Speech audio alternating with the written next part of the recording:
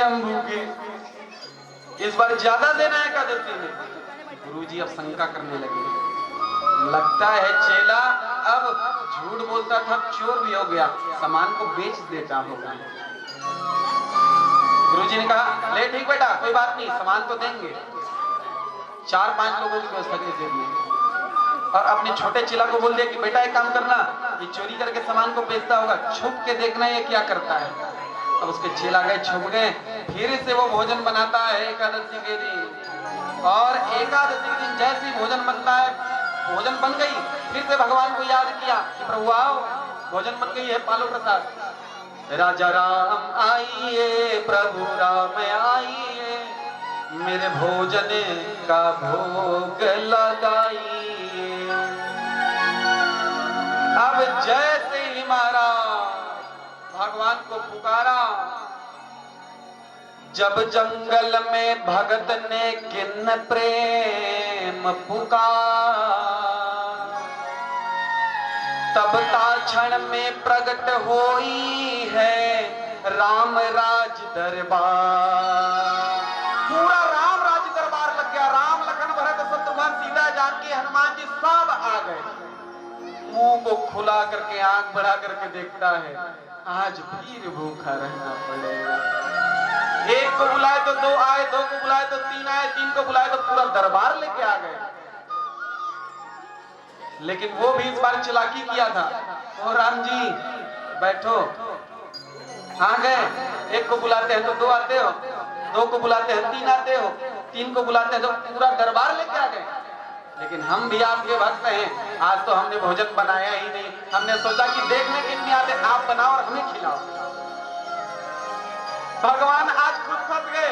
भगवान चूल्हा चौकी करने लगे, सीता जी रोटी बनाने लगी, हनुमान जी उस भगत के लिए परोसने लगे हैं, और सभी देवी देवताओं के हाथ में सरलता के कारण ही आज उस भगत को भोजन मिला। ये होती है मेरे भाई बहन सरलता, सीधा का भाव। अगर वो सरल नहीं रहता तो भगवान क्या उसको अपने हाथ से भोजन कराते?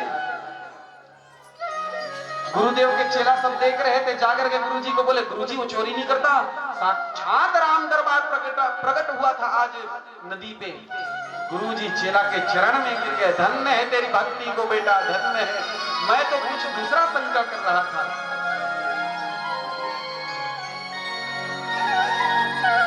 यही होती है सरलता।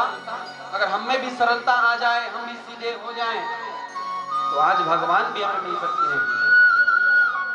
लेकिन सरल कोई बनना नहीं चाहता, केवल मैं और मेरा में फंसे हैं, अहंकारी बन के पड़े हैं।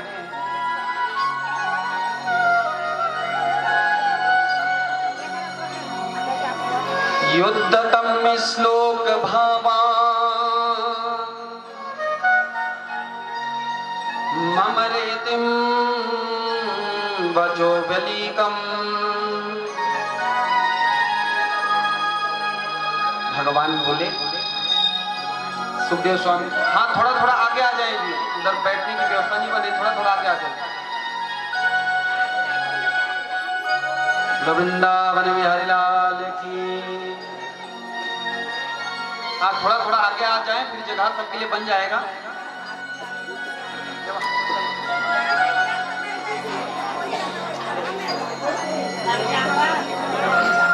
आइए,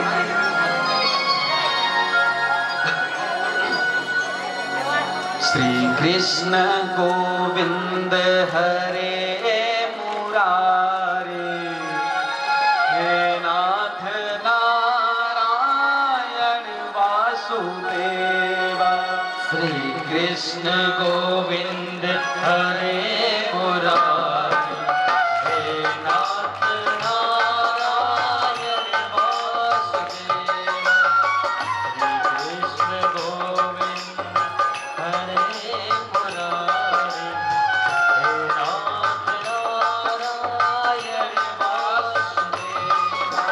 हे नाथ नारायण वासुदेवा, हे नाथ नारायण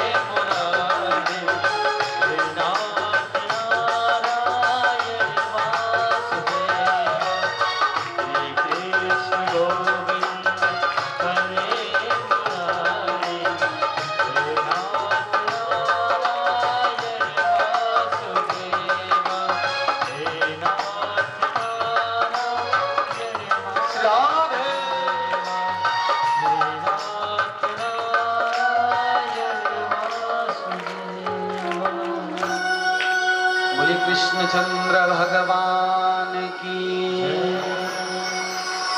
सुखदेव जी महाराज ने यह कथा राजा परीक्षित को श्रवण कराई। तदुपरांत सुखदेव जी महाराज ने सूर्य वंश की कथा राजा परीक्षित को श्रवण कराया है।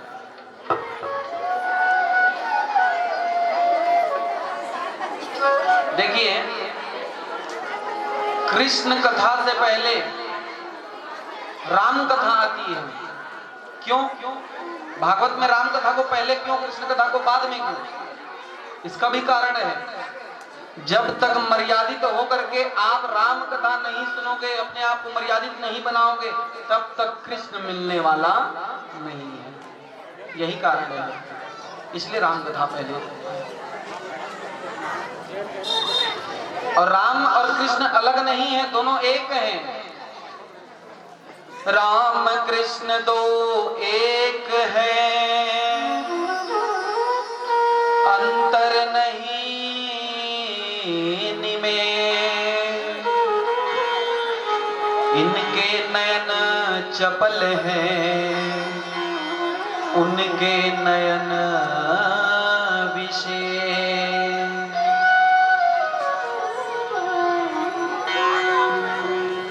सूर्यवंश की कथा प्रारंभ किए। सूर्यवंश में सबसे पहले वे ब्रह्मा के पुत्र वे मरीचि, मरीचि के कश्यप, कश्यप के ही पुत्र हैं सूर्य नारायण। और सूर्य का एक नाम है विवस्वान, बल्कि सूर्य नारायण का वास्तविक नाम है विवस्वान। सूर्यवंश में, और यहीं से सूर्य जी इस वंश में आए, इन्हीं से इस वंश का नाम सूर्यवंश हुआ। विवस्वान के द्वारा जो पुत्र उत्पन्न हुआ उसे हम सब वैवस्वत मनु कहते हैं। वैवस्वत मनु महाराज के पुत्र हुए प्रद्युम्न। यही प्रद्युम्न, ये कृष्ण जी के भी पुत्र थे प्रद्युम्न, लेकिन ये पुत्र नहीं, ये सूर्यवंश में आए हैं। वैवस्वत मनु के पुत्र हुए प्रद्युम्न। और ये प्रद्युम्न कौन है? एक बार गलती से शिव जी के आश्रम में घुस गए थे, नर से नारी बनना पड़ गया था, वही प्रद्युम्न है, जिनकी कथा सुन के हो। आगे महाराज नारी का देह त्याग करके पुनः भगवान की कृपा से नर का उन्हें शरीर प्राप्त हुआ।